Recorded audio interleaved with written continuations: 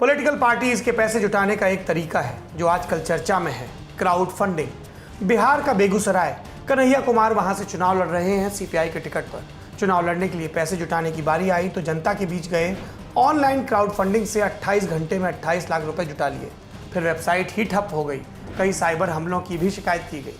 इससे पहले फरवरी में आम आदमी पार्टी की नेता और लोकसभा की प्रत्याशी आतिशी मरलेना ने भी चुनाव लड़ने के लिए क्राउड फंडिंग का अभियान शुरू किया और शुरुआती घंटों में 2 लाख रुपए जुटा लिए थे। ऐसे में सवाल उठता है कि ये क्राउड फंडिंग है क्या? पहला सवाल, ये चीज क्या है? चंदे का संश्लिष्ट स्वरूप समझ लीजिए। अब कई लोगों को संश्लिष्ट समझने में ही समस्या होगी तो क्राउड फंडिंग कैसे समझेंगे? इसीलिए आसान भाषा सेगमेंट है। क्राउड फंडिंग मतलब किसी एक खास बड़े काम के लिए बहुत सारे लोगों से, क्राउड से फंडिंग लेना, थोड़े थोड़े पैसे लेना और फंड जमा करना। फंडिंग का ये काम आमतौर पर इंटरनेट पर होता है। डायरेक्टर ओनीर ने अपनी फिल्म IM के लिए क्राउड फंडिंग के जरिए ही पैसे जुटाए थे। कई मीडिया हाउस भी हैं जो विज्ञापनों या सरकार के दबाव से बचने की बात कहकर क्राउड फंडिंग के जरिए जर्नलिज्म करने की बात करते हैं।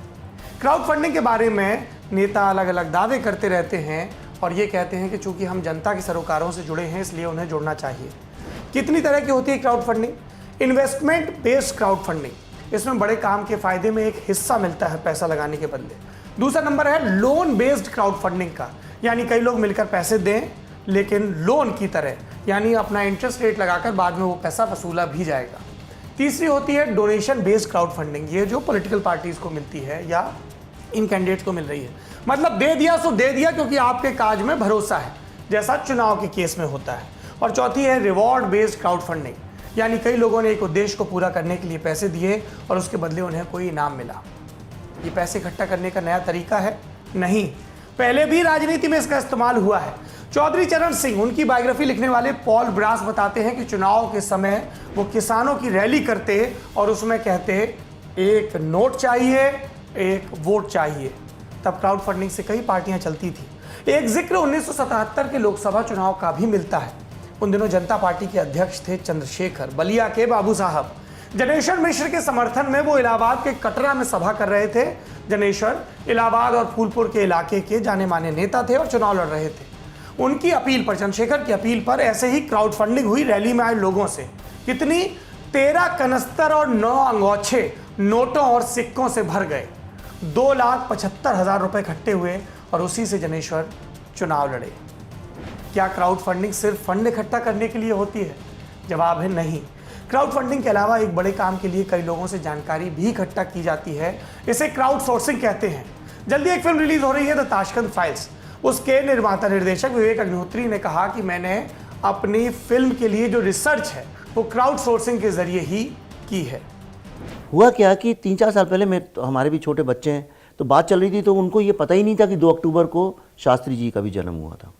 और वो one of the best schools में पढ़ते हैं बम्बई के, और मैं छोटे शहर का हूँ, तो मेरे लिए ये एक्सेप्ट कहाँ के हैं विवेक आप? देखिए, हम लोग हैं तो उत्तर प्रदेश के। आप कानपुर और शाहजहानपुर 2 जगह हैं जहाँ मेरी रूट्स हैं। मेरी माँ कानपुर से हैं, मेरे पिताजी शाहजहानपुर के पास एक गांव है जहाँ अभी भी शायद बिजली तो आ गई है लेकिन पीने का पानी अभी भी नहीं है, सड़क भी नहीं है। पर मैं पढ़ा हूँ मध्य प्रदेश में, ग्वालियर में पैदा हुआ, भोपाल में पढ़ा, जबलपुर में पढ़ा।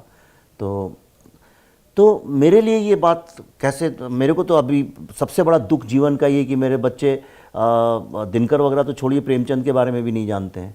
तो मुझे इस बात का एक मलाल हमेशा रहता है।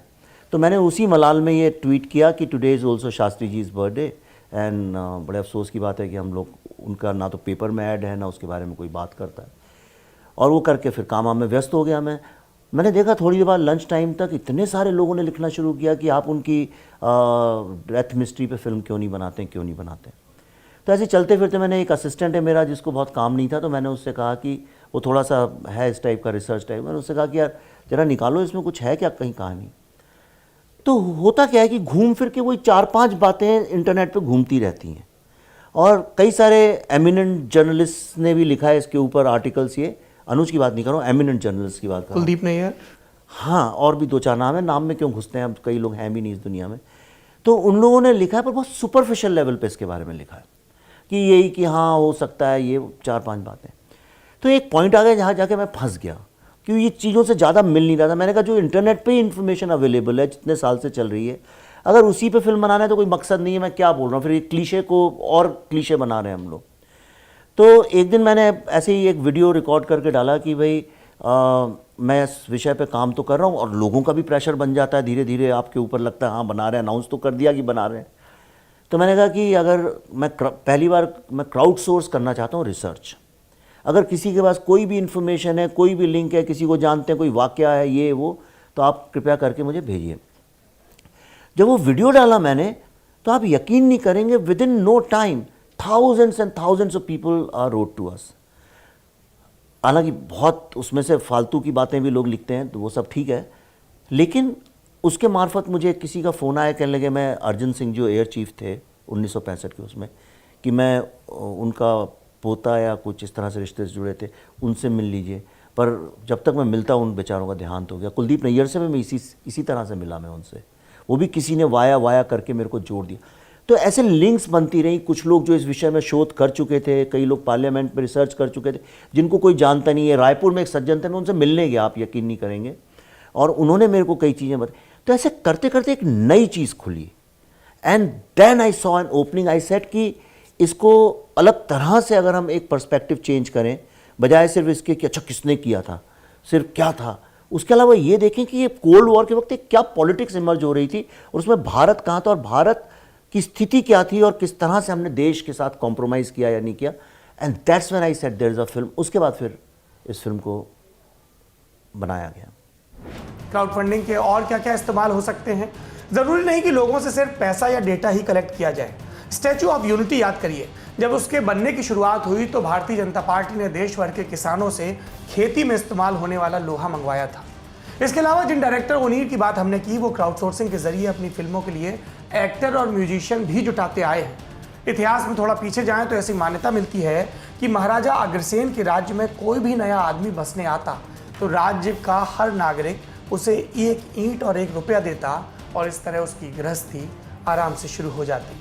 तो कुल जमा क्राउड फंडिंग सही चीज़ है। अगर लोग किसी चीज़ में भरोसा करते हैं और उसके काम को आगे बढ़ाना चाहते हैं तो उसकी मदद कर सकते हैं। ऑनलाइन कई वेबसाइट्स आ गई हैं जिनके ज़रिए पैसा देना या जुटाना आसान हो गया है।